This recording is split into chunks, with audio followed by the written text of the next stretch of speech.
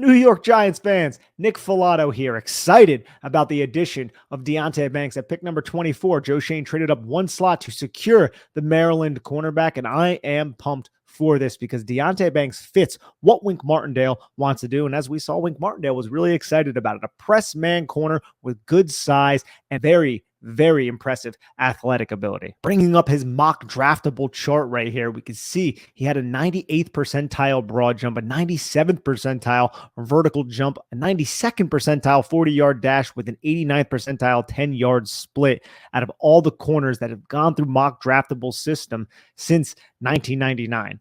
This is a very impressive player, and his tape checks out too. Now, he only had 2 interceptions in his career. He missed the majority of the 2021 season with a right shoulder injury, which is unfortunate, but as long as all these medicals checked out, this fit with Deonte Banks, the physicality, the toughness, the size, the length, the athletic ability, the temperament, first team all chirp, it's going to work out here in New York. Let's get into the tape. The first play I want to show is from 2019, where Deonte Banks intercepts giant quarterback great Brian Lewerke. You could see him up in press against Michigan State. Watch how he undercuts this skinny post, gets his eyes on the football, brings it in with one hand. I really just appreciate the overall athletic ability here. He opens his hips, and then watch right here. He's starting to flash his eyes on Brian Lewerke to see what his intentions are. He has his outside arm on the inside hip, his inside arm on the outside hip, and then right here he notices the football is coming, and watch how he just explodes right out of this stance in this position while the wide receiver has body position on him. That's a coordinated, balanced, highly talented type of play that requires a lot of concentration to haul in this football. And this is one of my biggest question marks about Deonte Banks' game, is the fact that he only has 2 interceptions in his college career. Does that mean he struggles to locate the football? Possibly, but right here is a very good indication that that's not the case. It's just we did not see this consistently throughout his time at Maryland. But I'll say this is a very good play to really highlight just how athletic and explosive this player is. It's a very rare type of athlete. And you're going to see that throughout a lot of these clips here. And you can see the end zone copy, comes away with that football, recollects his balance back when he had an extra 3 on his jersey. But let's fast forward to some of the movement skills that Banks showed frequently on Saturday, and here's one of them. This is an excellent speed turn. He stays on top of Marvin Harrison Jr. out of Ohio State, who's going to be a top 5 selection in next year's draft. After he motions in his direction, as we can see here, Banks gains a little bit of depth. He has his ass towards the sideline, outside leverage. He's just going to backpedal, and I just love how smooth he is. He opens his hips and starts to cut off this angle just in case Marvin Harrison Jr.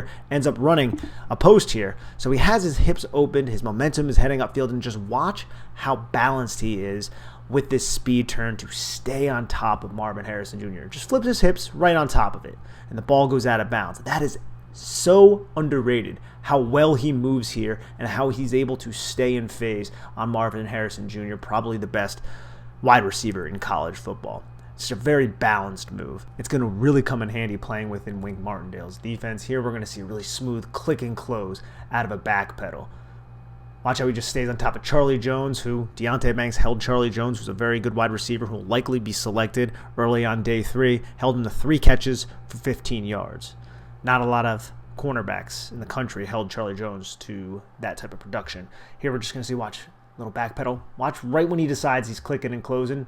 Look how sudden that is. Just going to burst right back downhill. Jones ends up making this catch, which Charlie Jones always makes catches like this against top cornerbacks too. He did the same thing against Joey Porter Jr. Just love how he bursts out of that break. Here you're going to see him stay all over the Ohio State wide receiver. Again, Wink Martindale runs a lot of press. See, he sets to the outside, just flips his hips, gets right on that outside shoulder, rides it, stops with him. He's right on top of it, blanketing him, suffocating him. Play through the catch point, PBU.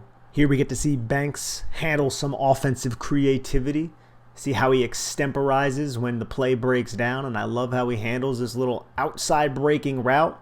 Gets right back into phase, and then the wide receiver's like, you know what, I'm going to turn this upfield. I got all the space in the world. Banks gets right to that hip and then plays through the catch point for another PBU. I'll say this about Banks. There are times on tape where I feel like he face guards a bit, right? And that's one of my issues that come part and parcel with him maybe not having the best ball skills. But here he does get his head around at the last second. Sometimes he doesn't. Sometimes he gets flagged. This was a player who was flagged 8 times last season. He can get grabby sometimes. He can face guard. But right here, you can see how he gets that initial outside hand up into the catch point, has contact on the wide receiver. It's not too egregious, and he locates that football, which is really important. He locates it, knocks it down, gets the PBU. I love to see when he does that. And there are a couple times against Wisconsin even where he's kind of late to get his head around. Then there were other times against Wisconsin, which we'll see here shortly, where he gets his head around very well. But here's a play where he's somewhat patient with his feet, doesn't have the best press technique all the time, but he's just walling this receiver off, not allowing him inside unless he takes this underneath path, which Deonte Banks is going to allow him to do so. He takes that underneath path, Banks squares right back up to him. Guess what, buddy? I have you covered. But then 11 tries to break back outside. You can see how he gets a little grabby there. Again, it's something that Banks does sometimes. But as Graham Mertz is rolling in this direction, Banks just gets right back into phase. And you can see that little move right there by the receiver, how he takes this step upfield, and then he goes down towards the boundary, towards the sideline. Banks doesn't really bite on that, and Banks is able to take that one step and then just redirect his weight and get right back to the hip and then play right through to get that PBU. That's a nice play right there by Deonte Banks. Underrated play. You can see how he does so. Watch how he waits to get the contact. That's good timing right there. Ref's right on top of it. Banks doesn't get flagged. If you're going to start in a Wink Martindale system, you're going to have to be able to flip your hips and carry the 9, carry the vertical route. Deonte Banks does that very well. Here you're going to see his second interception of his college career. This one came in 2022 against Indiana. You're going to see a bunch of clips of him just riding wide receivers close to the sidelines, squeezing them off the red line, using the positioning of the field against the wide receivers, and then getting up into the catch point. You can see this one right here. This is one of the ones I was talking about. Doesn't get his head around, doesn't get called for a flag, but just gets both of his hands up in the air, and the ball ends up going incomplete. But you can see a bunch of these, man. He's just carrying these guys. Just watch how easy and fluid he is when he turns. And then he has that speed just to restrict space, and that's what you need. You need the speed to restrict space. On this one, the ball kind of dies on Graham Mertz. You can see Deonte Banks isn't looking at the football. He isn't looking at the football. He's reading the wide receiver here. So he's not getting his head around. Again, not something that I love, but he's not getting his head around, but he's reading this wide receiver. He sees the wide receiver right now looking up at that football like, yo, that's mine. It's a little bit underthrown. Banks has the awareness to realize what the wide receiver is doing, so then he just throws his arm out in that direction and he knocks the football down right as it hits number 3's hands. It's a very good play by Deonte Banks, despite the fact that he did not look up and locate that football. You see another play against Wisconsin. This one he gets his head around and he squeezes 3 so tight off the red line. Again, similar type of alignment. He's in that press alignment. He's not jamming. Outside release, I'm just going to ride you really tight to the side. Look, 3 has like no operating space. Banks is all over him, and Banks easily locates this football. High points, doesn't come down with the interception, unfortunately, but still, he is in fantastic position, and he's in fantastic position quite often. You're going to see it again against Charlie Jones. Watch how he just runs this route for Charlie Jones, essentially, and he could have had so many more interceptions if he was better at securing the football. But here he ends up dropping it. Good defensive play by Charlie Jones. But just watch how he just gets underneath Charlie Jones and he runs this route. He's staying on top, staying on top, staying on top. Let me get my head around. Here he gets his head around, locates the football, and now he's in much better position than Charlie Jones is. This is the type of cornerback that you can leave out on an island, right? He has the type of athletic ability, the type of man coverage upside to cover guys one-on-one. You're going to need that when your defense runs 10% of their snaps in a cover 0 look, which is insane. No other defense has run cover 0 like Wink Martindale and like the New York Giants did in 2022. And here we're going to start to see some of the processing, because not only did Maryland run a lot of man coverage, they run a lot of pattern match. You need to be able to communicate, and Deonte Banks did that well. And here you can see this is going to be a wheel route. You're going to have a stack. And you're going to have the number 2 receiver who is off the line of scrimmage. He's going to come around on the wheel. Watch, this is a zone type of technique. As to the sideline, Deonte Banks is looking to see if there's any routes coming underneath that he can drive down on if this safety was going to cover over the top. But the wheel is taking Deonte Banks deep. So Deonte Banks is just going to feel that out. Once 4 starts to kind of get closer to that sideline, you can see Banks is inside the numbers. He's going to contact 4, and then he's going to flip his hips, and he's going to assume 4 as his responsibility. But Banks is still keeping those eyes active like he was a little bit earlier, and he sees this receiver break towards the sideline with all of these other Maryland defenders jumping up on this route underneath. So now it's Banks 2 versus 1, and Banks really does an excellent job coming off of his original assignment and knocking this football down out of Ohio State. That's a very smart and savvy play from Deonte Banks. You need to be spatially aware, and you need to have an overall sense of awareness about you as a football player to recognize that that is going on this late in a play,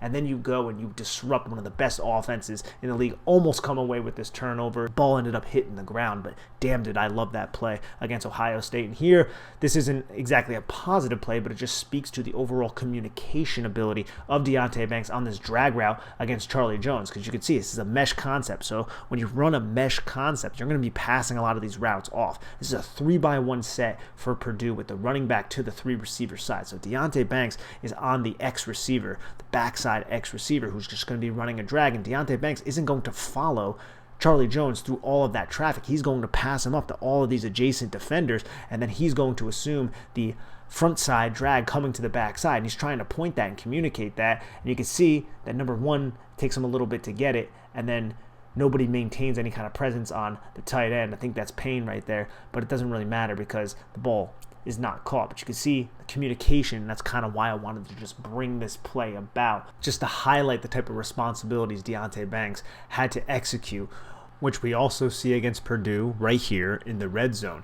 This is a trap coverage. Look at the alignment of Deonte Banks, and you can also tell this is a 3-by-1 set. You have this safety. It's going to be a trap coverage because this safety is going to assume responsibility behind Deonte Banks if the number 2 or the number 3 go to the flat. You can see he is just ready to explode down towards the line of scrimmage to blow up anybody in the flat, and that is his responsibility. He is not lined up against the number 1 wide receiver like he wants the offense to think. And this is a player, Deonte Banks, who is explosive enough and I believe smart enough in terms of what he's doing on the football field to execute these types of trap coverages that can have your defense come away with some really critical interceptions. So let's watch this play. He doesn't get the interception, but you can see the number 2 and the 3 go to the flat, and watch how he adjusts. That's what I love, because this is the type of coverage where you're reading the route distribution of the wide receivers off the line of scrimmage. So Banks sees the 2, release outside. So his initial thought right here is, I need to go and attack this 2.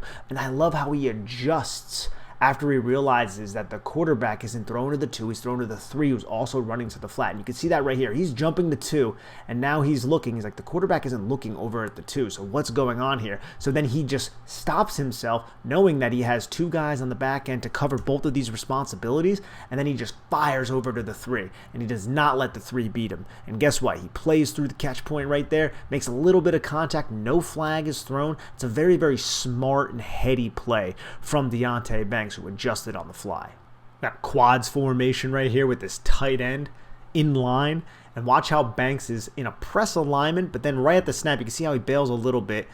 Outside leverage, allows this inside release, and also flashes his eyes to see if anybody else is coming to the flat. And you can see how he flips his hips here, and he gets his eyes to see what exactly is going on with these 2 wide receivers. But now he just starts to carry, and now he's midpointing, the 1 and the 2. What I mean by midpointing is he is split in between because this wide receiver also decided to release outside. So you're going to see how Banks flashes his eyes all around him, locating what the hell is exactly going on. You can see him do that. He sees that he has stayed over the top of this receiver, so now he's going to flash his eyes back to the 2 because he knows that this number 2 receiver had leverage from the beginning of the play against number 2 right here, the covering defender, who was midpointing kind of with his stance, the number 2 and the number 3. So this is a very smart play by Deonte Banks too. You see right here, his head is flashed towards the sideline. Okay, I'm on top of that. Let me see what's going on here. Let's see what the quarterback is doing. The quarterback is targeting the number 2. I can abandon the number 1. Let me close with on the number 2. Unfortunately, the wide receiver makes a very good catch, but you could see the processing that is going through Deonte Banks' mind right here. This is not something that is just easily understood by every defensive back, right? Like, he is understanding his role within this defense, his assignment, and assisting his teammates right here by playing through that catch point. Unfortunately, it was a catch by the receiver, but Banks was very, very close to getting another PBU. Now we're going to see him on the outside. He just does a really good job kind of getting in very good position and then flipping his head around. And I just want to show plays like that because, again, it was something I didn't see super often. But you can see in this specific play, Banks isn't even in position when the play starts. He is getting over there because the offense used tempo. Now you can just see him in the side straddle, has this receiver, is not threatened by this receiver undercutting him or anything like that. So he's just going to stay on top of it. He sees the quarterback, rear back throw the football. He just flips his hips, gets his eyes on it, throws out of bounds in great position. Now we're going to see Deonte Banks assuming a trail technique, and this is just unfortunate because this ends up being a catch. And what I mean by trail technique is you're going to see sometimes when cornerbacks allow wide receivers to blow right past them. That's because they have help over top. Right here you could see there is a defender who is splitting the hash and the numbers. He is going to be the help over top. So Deonte Banks is going to assume a trail technique, and in trail technique, you're basically forcing the quarterback to be very precise and throw with touch because he has to put it over the top of you into a relatively restricted area of the field, restricted space. So you can see right there, he allows the receiver to run past him. He's slow with just kind of turning around, and then he explodes, gets to that inside hip. He knows he has help over the top, so he's not worried about getting beat over the top. He gets that hand on the football. Good play by Deonte Banks, but he tips it up to the wide receiver, and the wide receiver ends up catching it. Here's another view of that same exact play. You see, gets that hand on it. He's in great position. There's really no way number 6 can catch this football unless Deonte Banks pops it up in the air like that or he gets mossed, which doesn't happen.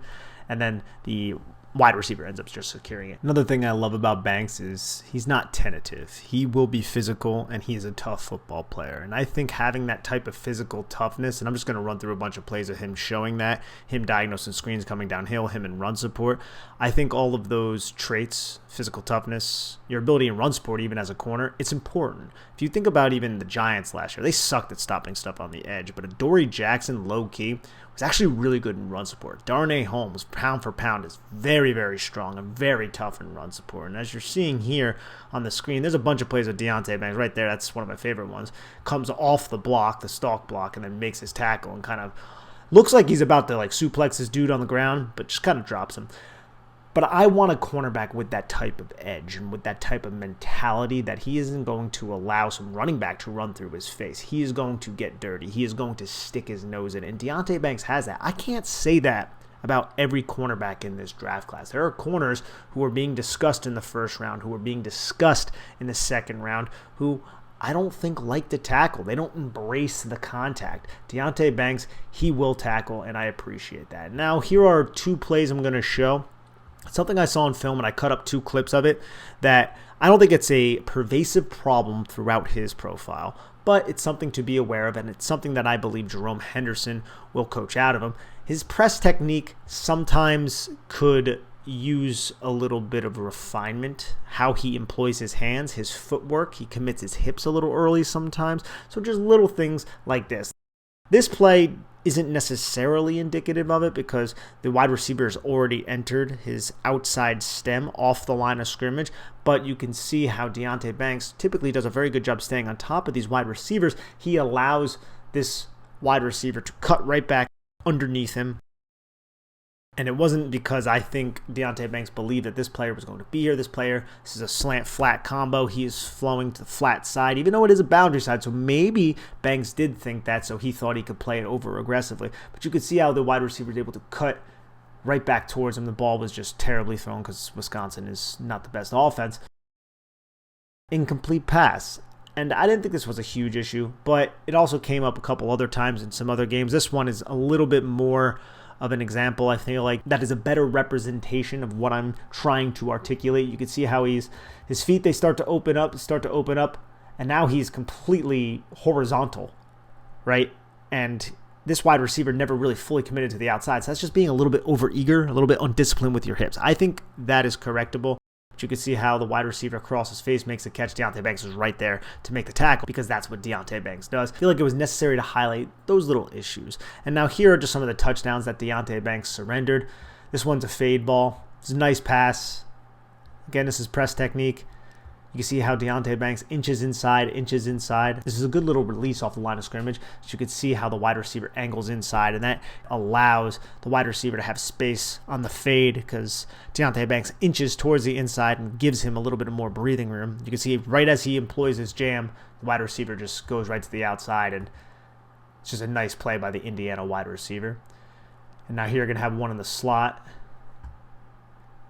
where the Michigan slot guy is going to catch a touchdown. And then you have one against Grant DeBose, who's going to be a day 3 pick, where Deonte Banks just kind of loses off the line of scrimmage and press. DeBose does a really good job kind of fighting through to get to the outside. But even in this position, Deonte Banks is in a good spot, but DeBose uses a little bit of contact to his advantage, and the throw was just perfect. Sometimes you'll lose in those situations, and I'm not going to hold that against Deonte Banks, who I believe is a very good football player.